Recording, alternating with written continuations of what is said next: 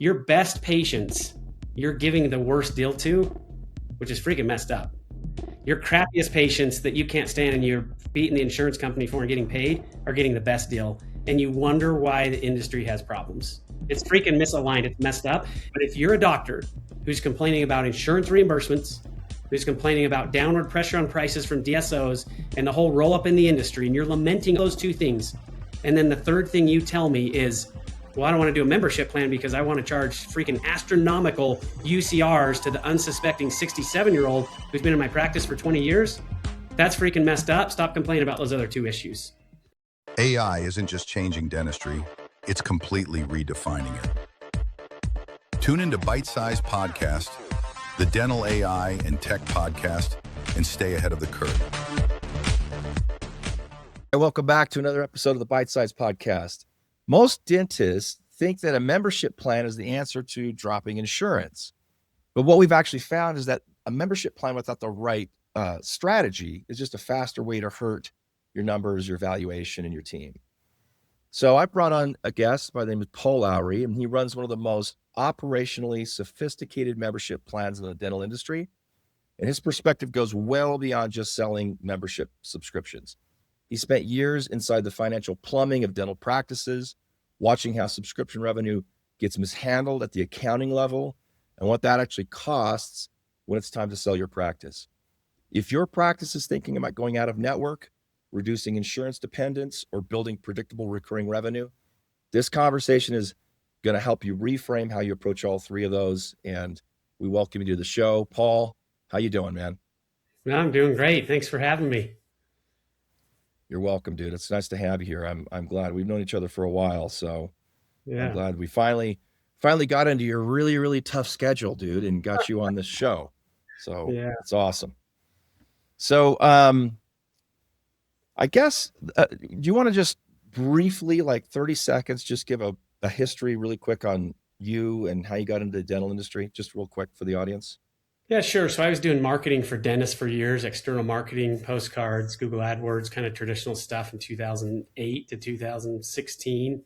And we learned a lot of stuff with these clients, seeing new patients come into the practice and really tracking what happens over time with cash pay patients versus insurance patients. And obviously we heard a lot of bad stuff about insurance. And in the beginning, it was like, why are insurance patients so bad? It seems like they're coming in and sticking at a much higher rate than the cash pay patients. And so really, as a marketer, Adrian, your couple of levers to pull is, well, what types of offers do you have? And it seemed like most of the offers were catered towards cash pay patients, but most of the long-term success we were having with marketing were with insurance patients. So there just seemed to be some misalignment. And outside dental insurance, the offering for dentists, their menu, so to speak, sucks. It's like you guys hate insurance, but you haven't done a very good job at packaging your product to sell to consumers, essentially, right? Insurance companies come in, they leverage the providers, they leverage the dental practices, and they've taken dental practices' product and they've packaged it into something that's easy to consume and resold it to individuals in the dental practice and into businesses. And then, practitioners are upset, but they haven't packaged their product that's easy to market and sell to consumers. So it's like, well, you got to fix that if you're going to compete. Well, it's a totally different model. I mean, it's a subscription-based model, that's just not something dentists are used to. They're used to selling, the service, right? Not selling a subscription. I can tell you, though, being in business, not as a dentist, but as a dental marketing dude, subscription-based product offerings are revenue machines, just simply flat out. Like if we offered our marketing services as one-off, first of all, I don't think we could do it well. But you're always in this constant, like, how do you find the next client, right? How do you find the next dentist that needs a website or whatever it might be? So I'm all in on subscription-based, revenue models for sure.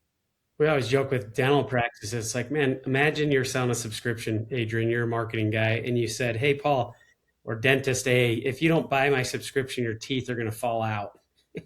It's pretty powerful subscription. And really, the dental insurance, they've taken dental services and they've packaged it and made a subscription. I mean, dental insurance, we all know, is not insurance.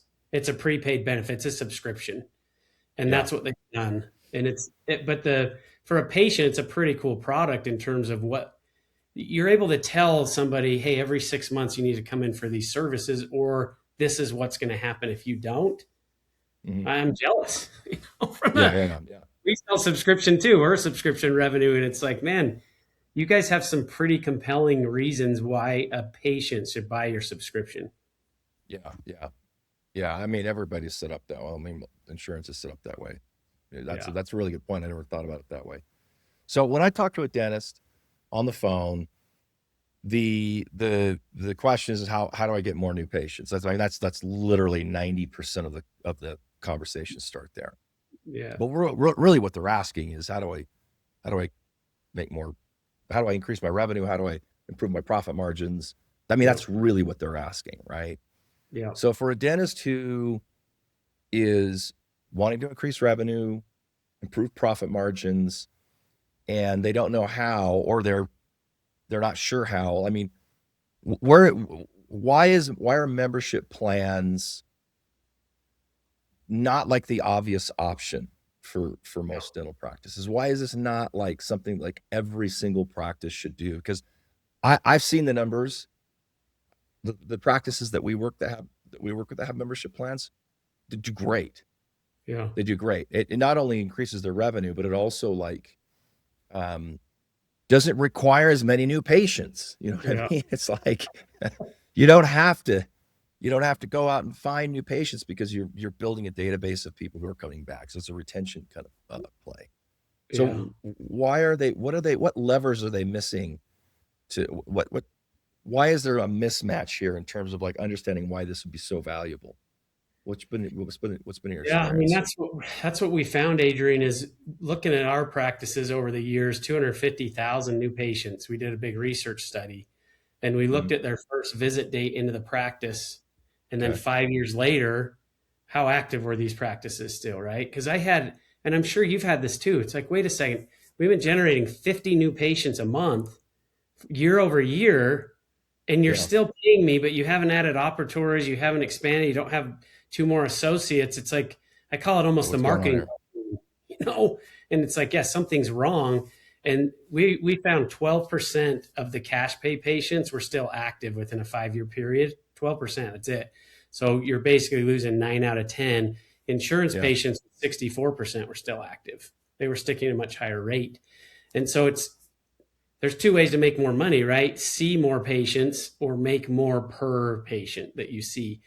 Most people calling you probably aren't saying, Adrian, I don't really like working 3 days a week. Show me how to work 6 days a week, but not make much more money. That's not really what they're asking. Like you say, how do we make more money? So it's, in my opinion, and you can chime in, you have more experience than I do with this, but new patient flow masks a myriad of problems in a practice.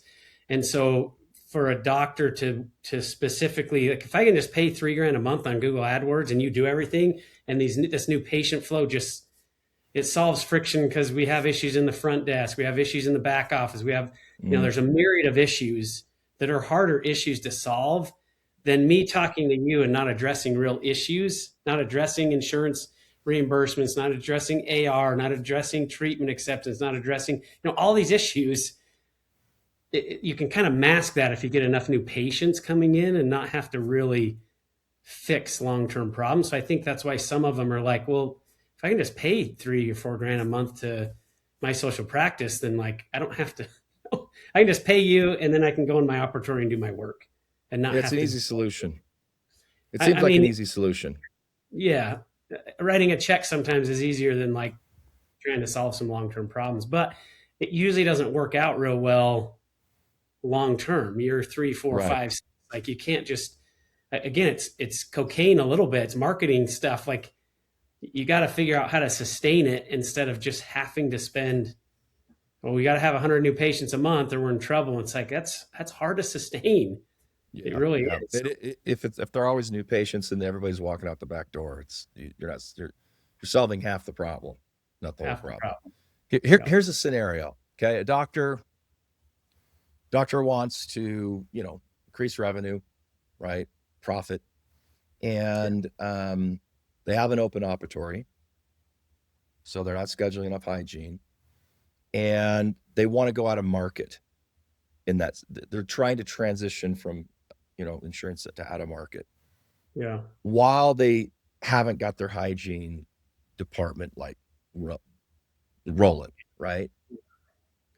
Yeah. They Or get emotional. they're trying to go out of market because they don't want to pay the insurance fee. So like, is that the wrong problem to solve? Like going out of market at the time, is that the wrong problem to solve? Like what's Yeah. the So as best soon as way they to get, solve that issue?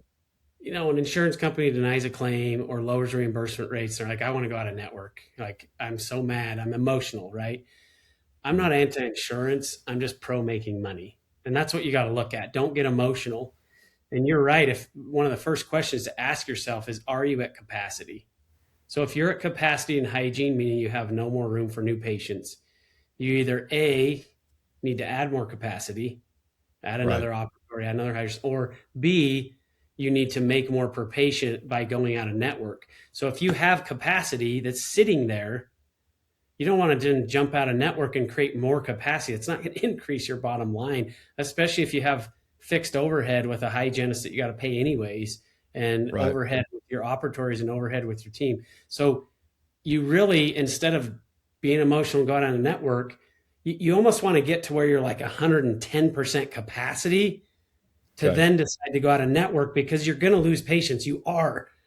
So if you're 80% capacity, why do you want to go on a network and go down to 70 or 60% capacity? Unless you're like 65 and you're like, I'm tired of working 4 days a week. I want to work 2 days a week. And if I take a 40% pay cut, I don't care. I mean, that's a different strategy. But if you're trying to max your practice, get your capacity up to 105, 110 per year, like pulling your hair out. Well, then when you go on a network and you lose 10%, 15%, 20% of patients to drop down into that 80, 85, you're okay. But you can't start at 80% capacity and drop to 60. That's not the right move. Is it typical to lose 10 to 20% of your patients when you go out of network? Is it more than I that or mean, less? Or I mean, are those just I'm numbers just you throwing pull out of out thin air? Or? numbers. It depends. Like if it's an employer sponsored plan, that's one of the fallacies of membership plans. You'll Mhm. hear a lot of people in the space. So if I got on right now, obviously my end game is to get people on, I want to get practices on my software, my membership software, obviously, right? So if I can come in and get doctors worked up in a lather and get real emotional because insurance is terrible, insurance is awful, insurance isn't paying, fight back the insurance company, you should go out of network, a membership plan is going to solve everything. Like those are partial truths. They're not full truths, but sometimes you get salespeople telling you partial truths to sell their product, right? And so if I tell you a membership plan is going to solve all your issues, go out of network, drop all your insurances and get a membership plan. That's a partial truth. That's not true. Well, But that was my next question. I think that's a fallacy, but I'd like for you to riff on that for a little bit. well, I mean, think about it like employer sponsored plans. So if you're in an area where a military base or something like that, right? So you're Okay. you're in an area with a high military base. The government is paying for that insurance. You're Right. not going to go out and network with that military base and suddenly all these patients are going to pay out of pocket and just be like, I don't care about my insurance anymore because they're not paying for it. So if you Right. take patient A who's paying $50 a month out of pocket for their Delta Dental and you go out of network and you say, hey, Adrian, instead of paying Delta Dental $50 or $30 or $40 a month, you can buy our in-house plan. We're going to take care of you better for the same price or less. You're going to convert that patient. But for an Mm. employer sponsored plan, Adrian, you are a soldier or you're in a teacher's union, your insurance for dental costs you zero. Zero, Right. right? Employer's paying for it. Tell you what, you should start buying our membership plan for $38 a month because your insurance sucks. It's a lot harder to It's a sell. tough sell. It's a tough Yeah, sell. they're not just, So, you got to then have the conversation of, hey, you're going to bill them out of network and all that. So it's, you got to look at your insurance mix, who's paying for that insurance to to see how well that's going to transition. so I appreciate that. I've heard as I've been, going to events and hearing people speak and stuff like that. Some of the language is that you use a membership plan to go out of network. Okay. Like it's the mechanism by which you move out of network. Do Yeah. you agree or disagree with that? So I disagree with that. It's not the mechanism. It's a tool. No different than, I mean, you could say the same statement for you guys. You market. External marketing is the mechanism to go out of network. Well, that's partially true, right? It's something you need to do, but it's not the end all. Like just because you have a membership plan and then go out of network doesn't mean your practice is going to thrive. That's part of the fallacy. And that's where people get into trouble is they dump all their insurances super quick and think that somehow just having this membership plan with a poster in the office is going to solve their problems. It's not. So how do you, when you're, consulting with a practice and that's their goal and they have that idea, oh, I'm going to launch the membership plan and I'm going out of network. Like, what's the timing with this? Like, what would you say if I'm a doctor and and I say that to you and you Yeah. say, yeah, this is a great idea, but here's the path to doing that. Like, Yeah. is there some metric that you look at that's like start your membership plan, get a certain percentage of your current patient database onto the membership plan, then take a look at these factors and then make the jump? Like, or how does that work? How would you encourage a doctor to make that transition? Yeah. So great question. So I mean, we're not insurance negotiation. Here's which ones to drop. Here's which ones not to. So we work with a few Right. companies that do that. But the first thing you got to do is look at your insurance mix, see which ones are paying, which ones aren't. If you can know which ones are self-pay and which ones aren't, employer sponsored versus self-pay, those are nice.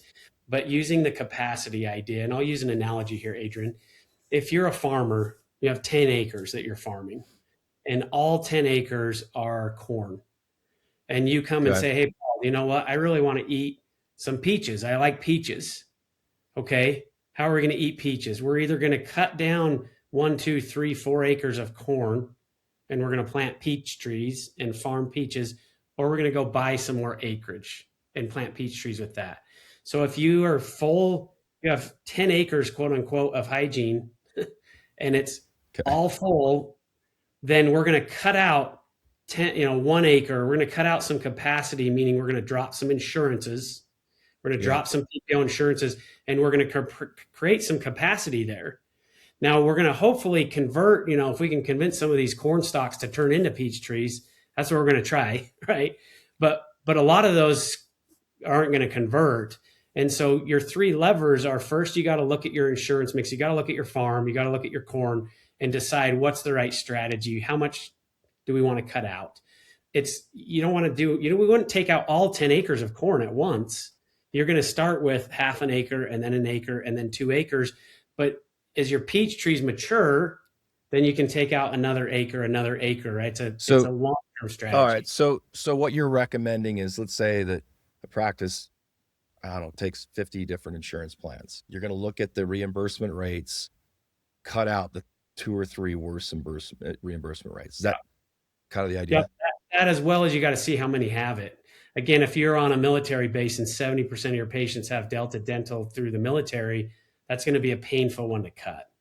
Versus, hey, you have 30 patients. If the military's paying for it Correct. Yep. as a Yep. benefit rather than, okay, right, School right. board, Okay. or So you also want to look at how many you have on there.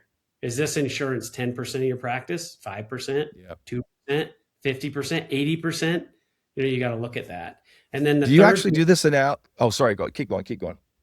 the third piece is your marketing mix. So one of the first questions I like to ask, because we get calls all the time, and it's usually, Adrian, hey, we decided to go out of network, or we did go out of network and we dropped these insurances, so now we need a membership plan. And that's fine. But usually one of the first questions I ask is, okay, are you doing any external marketing? What's your marketing budget? And most of the time it's like, what do you mean, what's my marketing budget? Like, I'm going out of network. I'm not doing any marketing. And it's like, okay, well, why are you going out of network? Well, we want to make more money and all this stuff. And it's like, okay, well, if you're not going to invest in some peach seedlings and a tractor to prune and dig and plant this new program, meaning you're not going to have any external marketing without any more patients flowing in.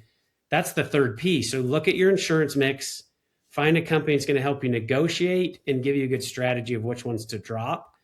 Get a membership plan going so you have an actual alternative product to both convert and retain the ones that you drop insurance, but then turn on the marketing, get new patients flowing in, specifically cash pay patients, right?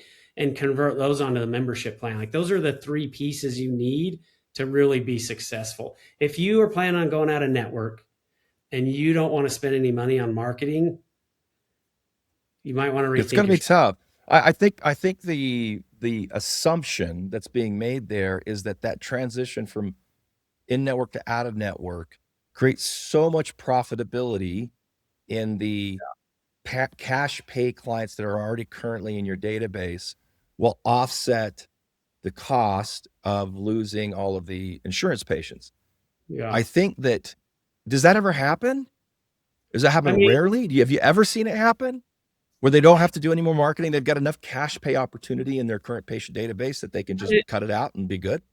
depends on what their goal is, right? Again, if your goal is to be a really solid practice, I want to work 3 days a week and I just want it to be me and I want a really solid practice and I'm okay making, whatever, 250 grand. And I don't want to make 500 grand and work 5 days a week and have an associate and have three hygienists. I want one hygienist. Then yes, you know what I mean? Like what are you after? What's your goal as a practice owner? Is it lifestyle and you want to work 2, 3 days a week and have a great lifestyle? And you feel like that lifestyle is already out of control. So you want to cut from working 4 days a week to 3 days a week with these specific cash pay patients, then yeah, that would work, right?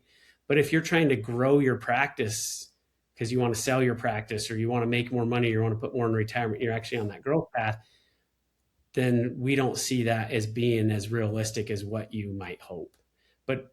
But it all depends, like on that insurance mix. So I'm going to press on you a little bit here. Okay. So there needs to be some kind of a predictive analysis. Okay. There's Yeah. enough data in the industry of practices moving out of network that there Yeah. should be some kind of a predictive analysis to understand where you're going to land. Because and I don't know if you guys do that or not, but just winging it to say, hey, doctor, if you want to go out of network and cut your hours back and only make 250 grand a year, yeah, go ahead, cut out your insurance plans and move to cash pay. Like that's still a super huge risk. You don't know Yeah. if that's going to happen unless you have some kind of predictive analysis on the patient mix. So do you have a metric or a rubric that you use to kind of like go, this is kind of probably where you would land if you want to just cut bait, go out of Yeah. network and add a membership plan at the same time? Do you have Yeah. something like that? So we don't, but there's a couple of other vendors that we refer to that we work in tandem with that they do that Okay. analysis and in conjunction of, okay, what's the plan? Because there's quite a bit to analyze these insurances. Which ones can we negotiate? Which ones do we need to Right. cut? And so, I can refer a couple of people out that will do that analysis for you, and we work with them. Okay. What you want to do with the membership plan, which is what we do, even before you drop insurances, is convert your cash pay to the subscription base because then you know what you're dealing with. So if you have 15 grand a month coming in on your subscriptions with your cash pay, you know that's coming in.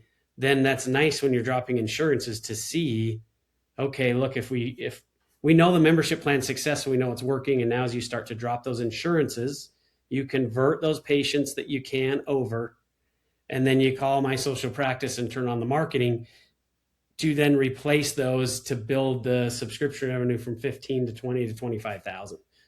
So All right. it all kind of works in hand.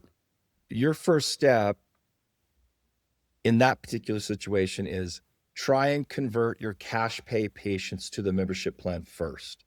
Correct. Yep. Because part of What the if you problem, have what if you have minimal to no cash pay, adoption in minimal that to effort? no adoption, then we need to figure out why. Because if you're struggling to convert your cash pay patients over, which should be easier than converting insurance Right. patients over.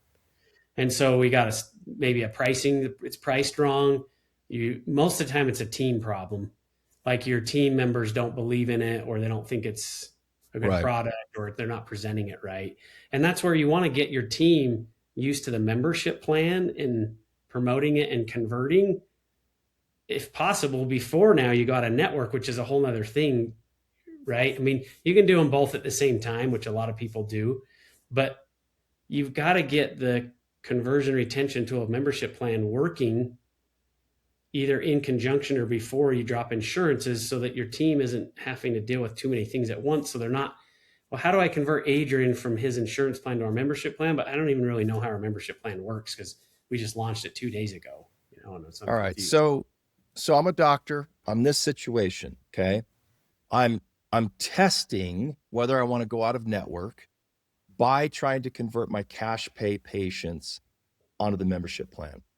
Now, I don't know enough about membership plans and all that kind of stuff. So some of this is coming, like, you need to help me out here. But by converting cash pay patients to the membership plan, don't I already just start cutting out profitability? Yeah, that's a great So question. why would I even want to do that, dude? Yeah. So I always joke like, hey, let me show you how to make 10% less on your cash pay patients, right? Like, Yeah, exactly. That's that's a real exactly good what I'm sales saying. thing. Like, hey, let me show you how to make less money doing more work. So first thing you got to look at, and we will look at this if they want to, is your retention rates of your cash pay. So most doctors, they bring up that concern, especially if they're out of network practices. When we look at the data, almost every time your cash pay patients aren't as consistent as you think.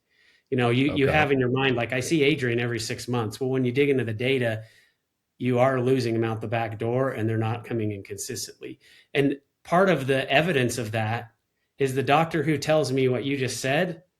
A lot of them then also start complaining about the downward pressure on DSOs and them losing patients, and DSOs are ruining the whole space because they're doing $49 exam cleaning x-rays specials and all this stuff. And it's like, well, wait a second, doctor. If your cash pay patients are so loyal to you because your dentistry is so much better than anybody else's, that you don't want to offer a membership plan with any kind of discount because you're going to be losing money, then why are you so worried about what anyone else is doing in the industry? Because you're so amazing, right? Your poop doesn't stink.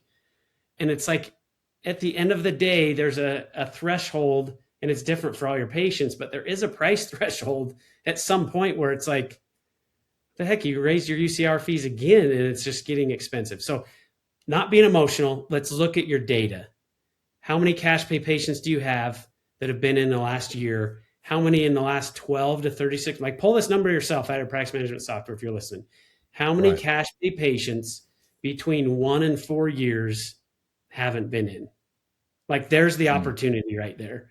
And if it really is 3, then, like, yeah, you probably don't do a membership plan, right? Yeah. But if What do you you start, usually see though? What do you usually see in terms of retention? How many there are you mentioned 90% are leaving within the first 5 years? yep, Is that that's typical?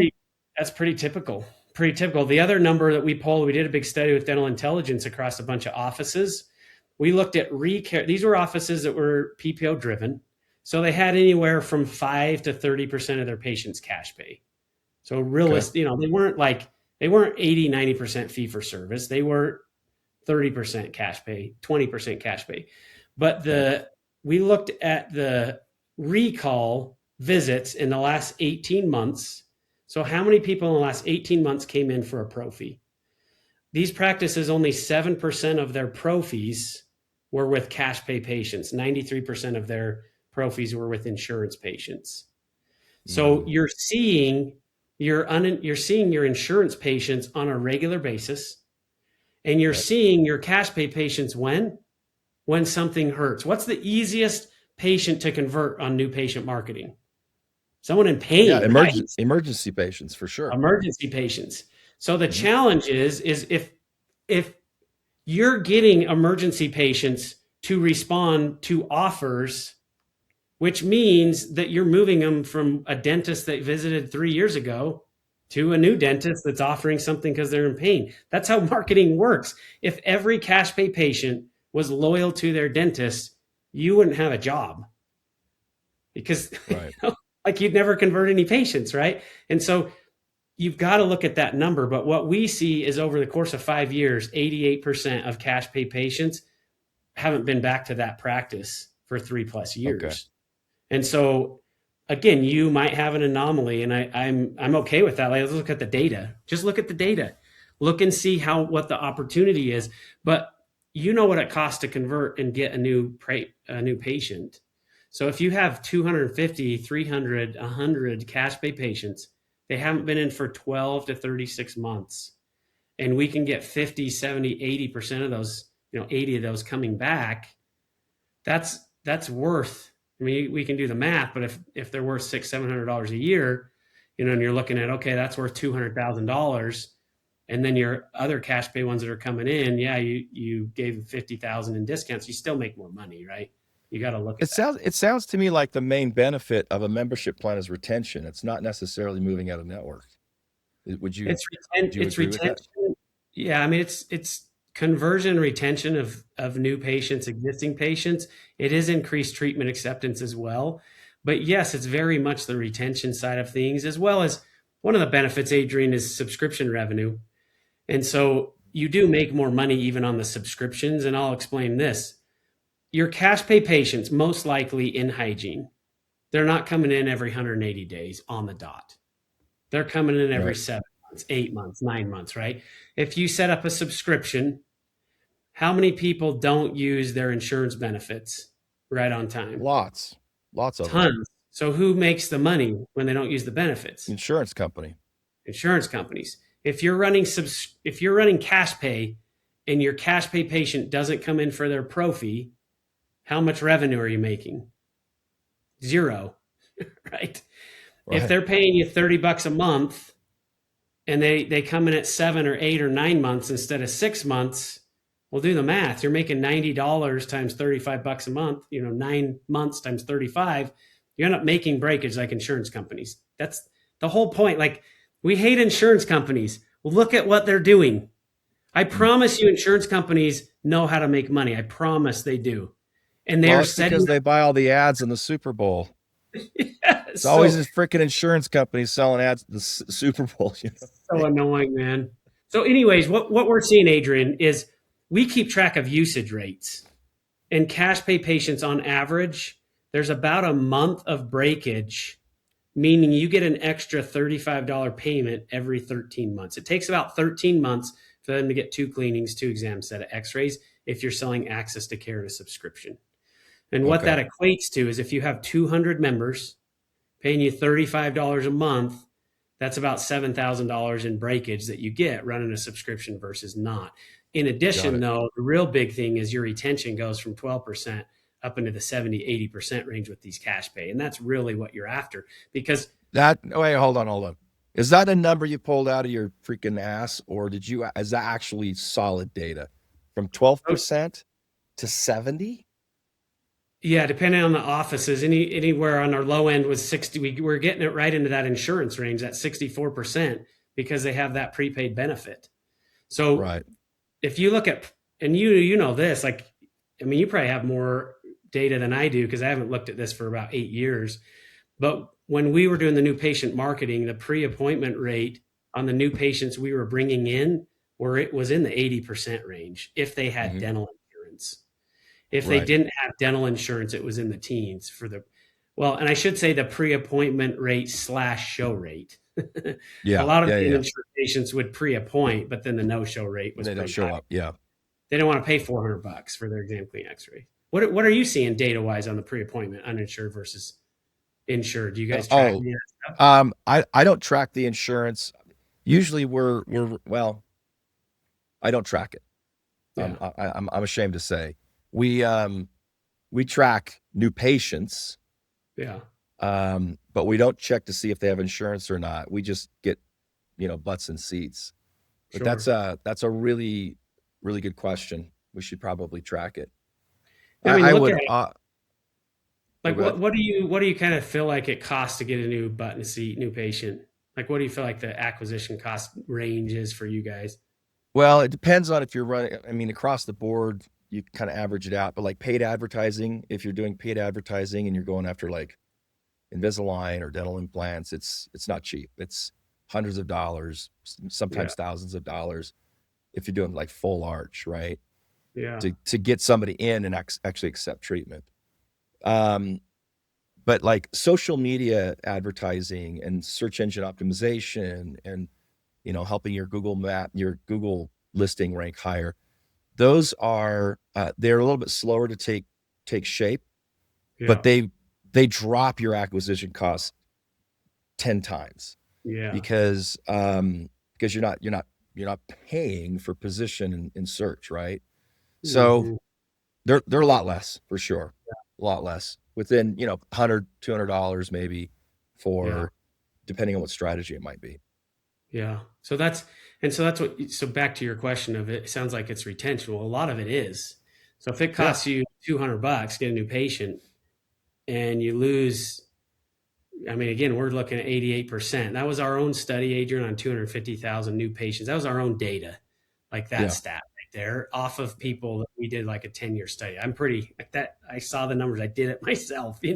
Yeah. And so if imagine then as those new patients come in, if it's $200 for a new patient, but 5 years later you only kept one, I mean, now you're up to $1,800, 2 grand. And so hygiene drives restorative, generally Hmm. speaking, in practices, unless you're a specialist that only does full mouth arch or whatever. But Yeah. bread and butter dentistry, hygiene drives restorative. If you dig into your hygiene numbers, here's another number you can pull if you're listening. So we said look at 12 to 48 months cash pay patients who haven't been in. Look at that Okay. number. Here's another number to look at. Look at your farm, your hygiene that drives restorative. If you're farming corn and you want to eat peaches, it's not going to happen. If you want to eat or treat cash pay patients and your hygiene department is 80, 90, 95, 100% PPO driven, meaning you're going from exam room to exam room to exam room all day long in 5-minute increments, and everybody you're doing exams on, or 90% of people you're doing exams on, have PPO insurance, what do you think you're eating / what kind of treatment are you doing? Like Yeah. PPO driven treatment. So Yeah. until you change, if you're wanting to make a change long term, until you change the farm. And again, I like the farming analogy because what's the farm mean? Farm means you plant seeds and do a lot of stuff, and it takes you a few years to change. The farming It's analogy a isn't long-term you transition. whack down your corn, drop all your insurances, and 2 weeks later you saw the problem. That's no, right? And the marketing is your water and your fertilizer and your activities to make all of that grow.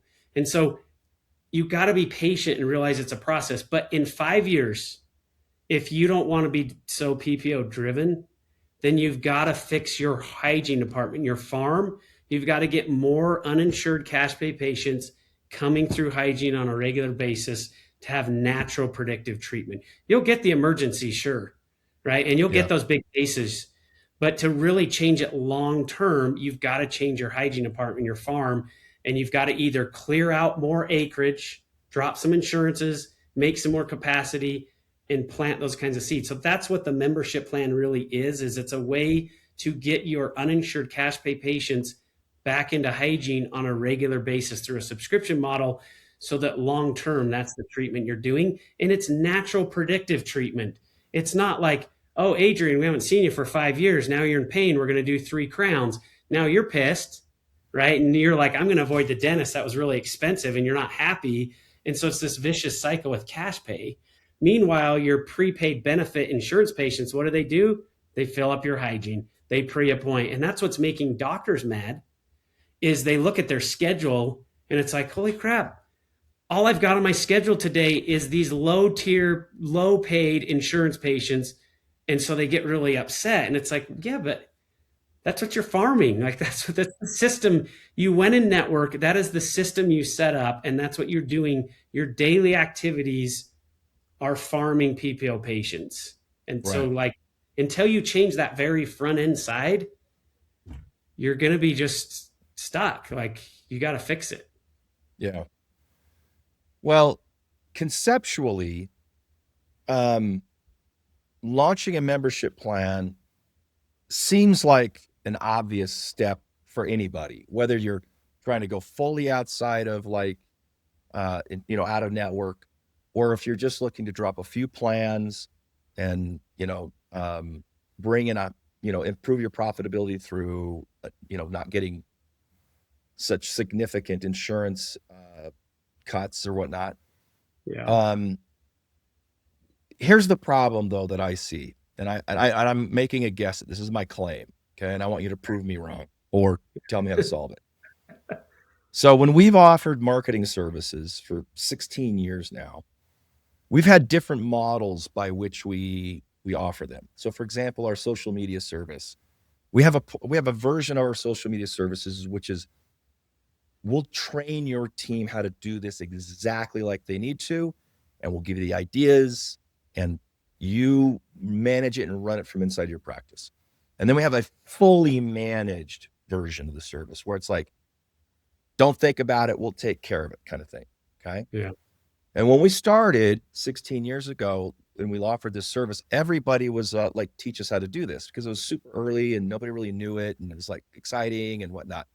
Well, what I've seen over 16 years is 98% of the practices that work with us finally say, screw this, do it for us. Yeah. We can't implement this inside of the practice.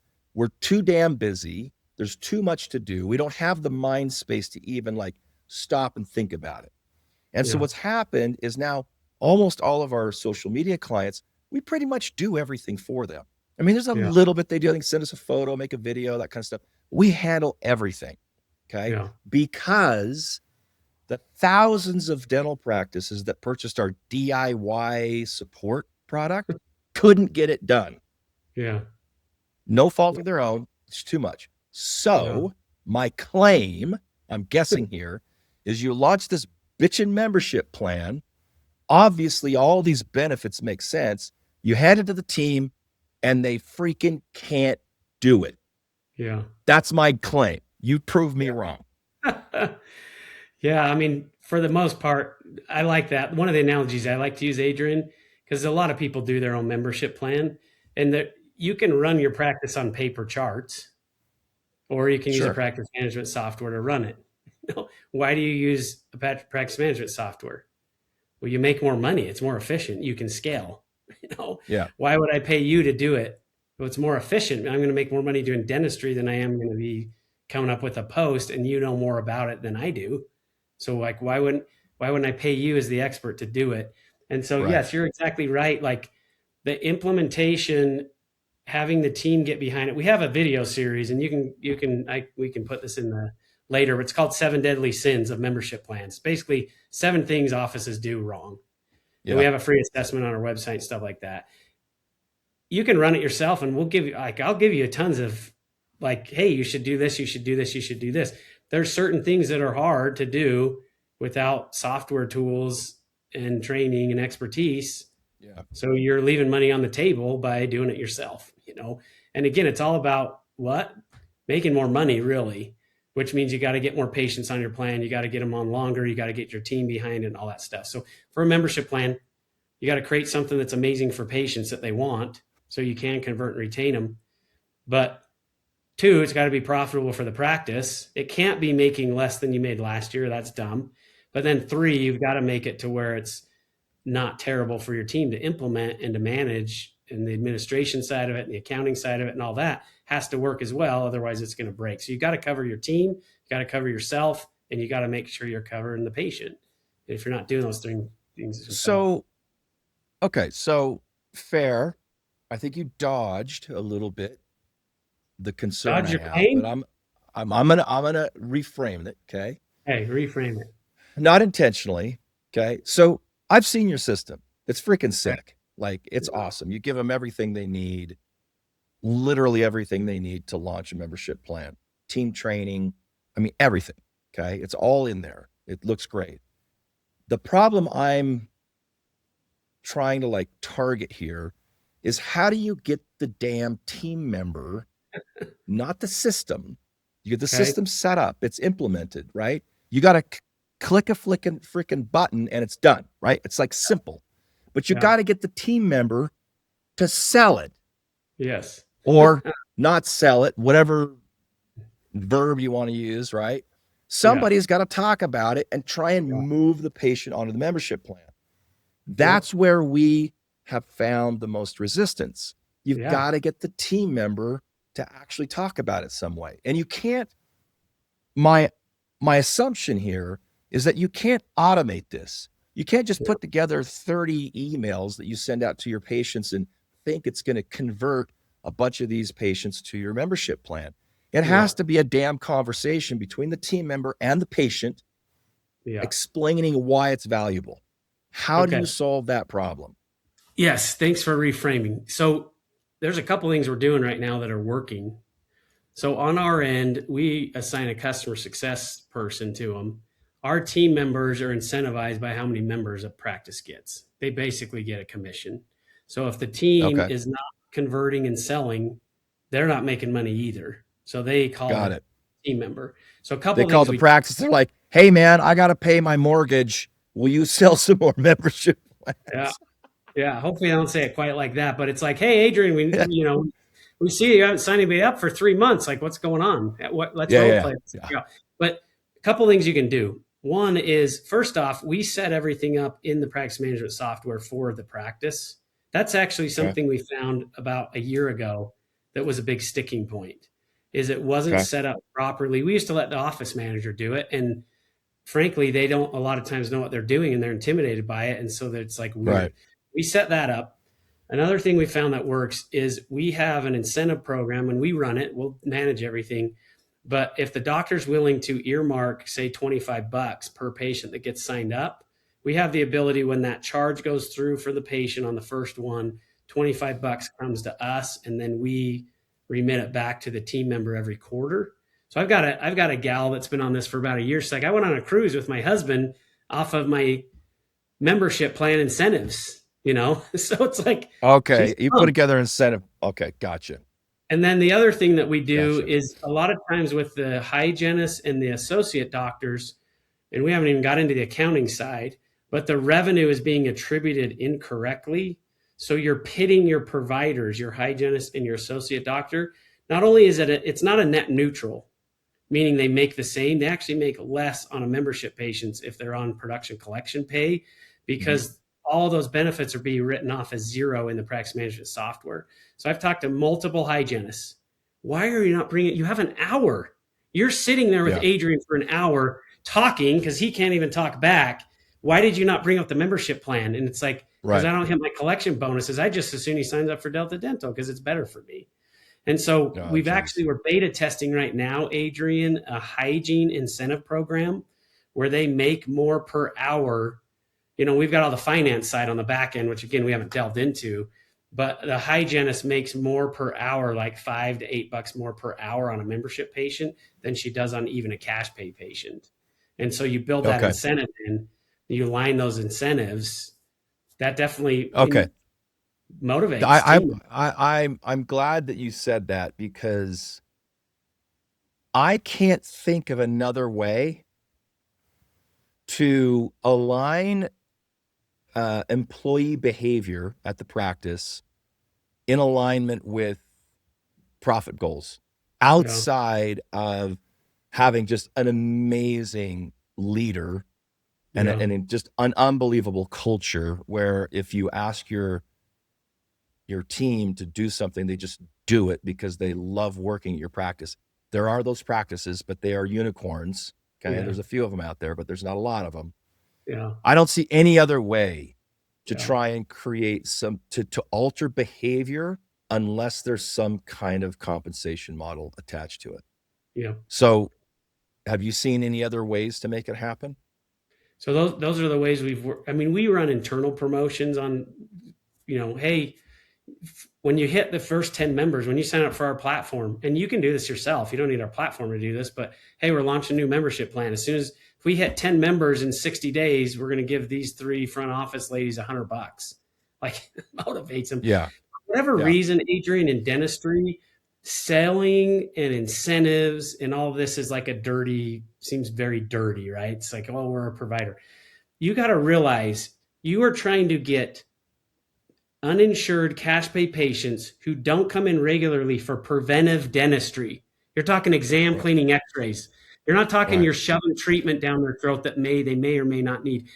I'm a big believer, and I'm not a dentist, that every person on earth should be going in regularly for preventive dentistry. It's an amazing Yeah. product.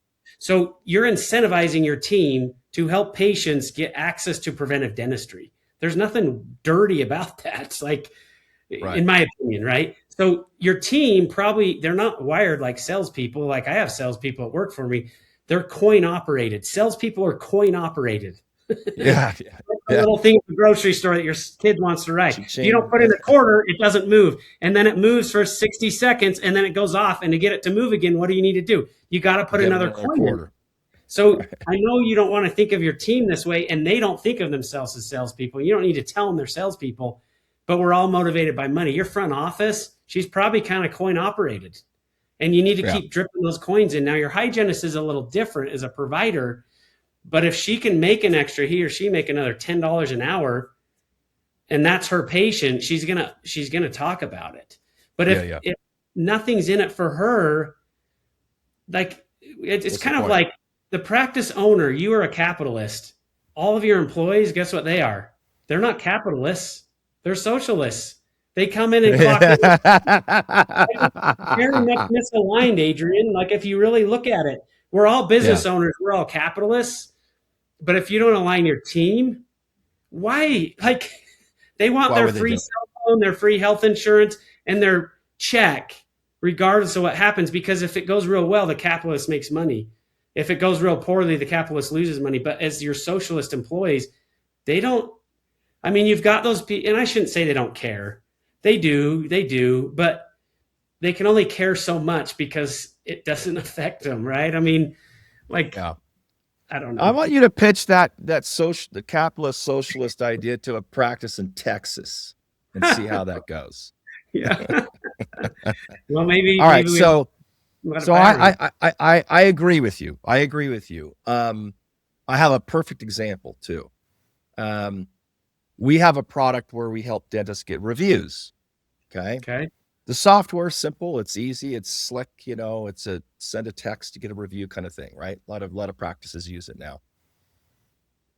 Over the years, what we have found is that product blows out. I mean, it is amazing if you can get the freaking team member to ask for a review. Yeah. It's good if they don't. You still get plenty of reviews, but you don't get thousands like what most practices would want.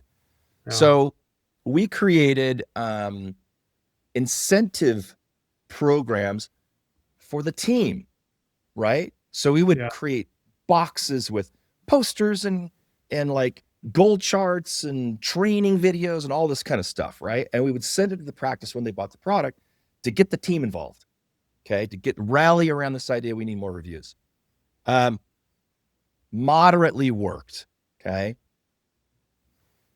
We struck up a relationship with a company called Team Care, which is a data analytics platform, and we built our review product into their service.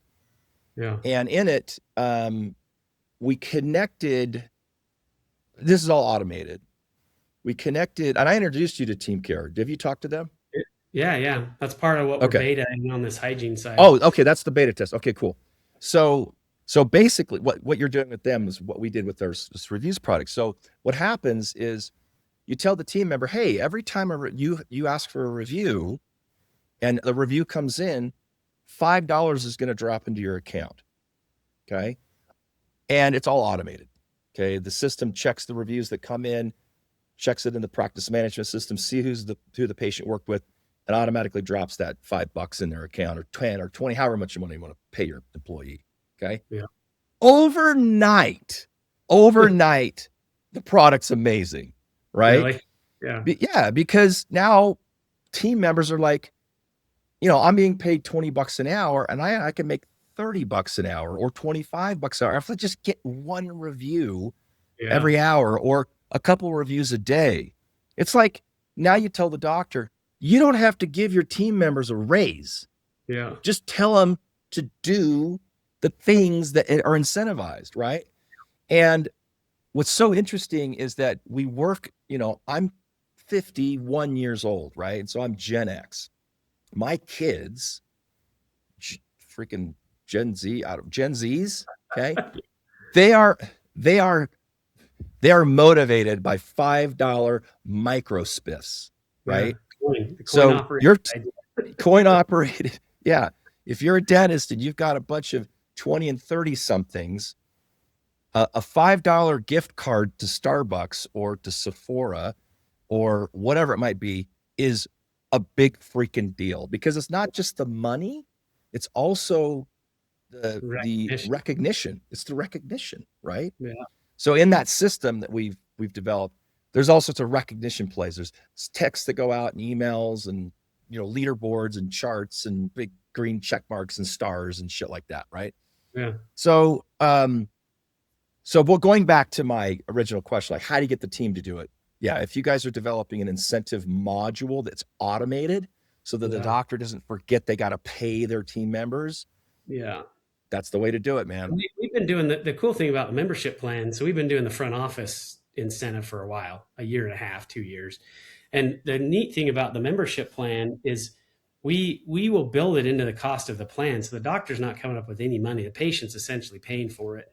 We recommend doing an enrollment fee up front to kind of cover the cost of the first visit, or most of it. And here's the crazy thing, Adrian, which you obviously know this. Let's say you have a $99 enrollment fee. Susie at the front is like, oh, I don't know about that. It seems like a lot. I'm not really sure if the values are all this stuff, right? Well, as soon as we say, well, no, out of the $99, you get 25, all of a sudden, like, this is the best value in dentistry. It's amazing, right? It's so funny. But the patient pays that. It's built into the cost of the program. So the doctor's not coming up with any extra money at all. It's all being paid for by the program. And then, we manage it all. So the doctor doesn't have to worry about infighting or we didn't get credit for this or whatever. Like it's dental menu deal. Like they're the ones setting it up. I love it. Good. Well, any parting words? I think this has been helpful to kind of understand. I mean, there's technology backing this membership plan product. I mean, you mentioned earlier that dentists can run this on their own, which is great, but you just got like a 3-step process that just builds the whole damn thing, launches it, training, support, and you've already gone through all that. Integrating API integration, all the practice management systems. I mean, all that stuff just makes it so simple to run, right? Yeah. But is there, and so that's the technology, that's the dental tech kind of behind the whole product. Is there anything else that you want to say in regards to a dentist who has resisted launching a membership plan? Like maybe what's the number one objection that you typically get, and what's your answer to that objection from a dentist who's like, I don't think I want to do that? Yeah. What's the number one objection? What's your answer to that? It's probably, well, hey, I don't want to kill the golden goose. I'm already getting full rate for these cash pay. Or why do I want to do a membership plan? My answer to that is, first off, you're viewing it as a discount plan, which there's a difference between a discount plan and a membership plan, and we're out of time. But you're thinking of it as a discount plan where, they're going to come in, they're going to pay $2,000, so I'm going to discount it, and I don't want to do that. You're not thinking of a membership plan. But the second thing is just look at your data. My guess is you're not retaining patients aren't quite as loyal to you as you really think they are. And that's kind of a pride thing. But when we look at the data, just take as much as you can, take that pride hat off, that emotional hat off, and realize too that in business, there's always that 80-20 rule. 80% of my, or 20% of my clients, or 80% of my revenue, there are the best ones, or maybe it's a 70-30 rule or 40-60 rule. Your best patients, you're giving the worst deal to, which is freaking messed up. Your crappiest patients that you can't stand and you're beating the insurance company for and getting paid are getting the best deal. And you wonder why the industry has problems. It's misaligned. It's freaking misaligned. It's messed up. And guess what? The corporate group, some of them, which, we can get into that, but some of them prey on that, right? Because they do these really low offers to get them in. And then maybe there's some aggressive diagnosis and some things like that. Right. But if you're a doctor who's complaining about insurance reimbursements, who's complaining about downward pressure on prices from DSOs, and the whole roll up in the industry, and you're lamenting all those two things. And then the third thing you tell me is, well, I don't want to do a membership plan because I want to charge freaking astronomical UCRs to the unsuspecting 67-year-old who's been in my practice for 20 years. That's freaking messed up. Stop complaining about those other two issues. You know what I mean? I like it. Like, it's just like mic drop. I don't want to hear the complaining then. Yeah. I get it. Dude, thanks for coming on, man. This has been awesome. Yeah, thanks for having me, Adrian. All right, cool. We'll put all your contact stuff in the show notes, and you can send me that 7 deadly sins of membership plans. We'll put that in there as well. Okay, man. Hey, sounds good. Okay, appreciate it. Thank you. Appreciate it. Thanks for listening to Bite Size Podcast. Tune in to stay up to date with everything dental AI and tech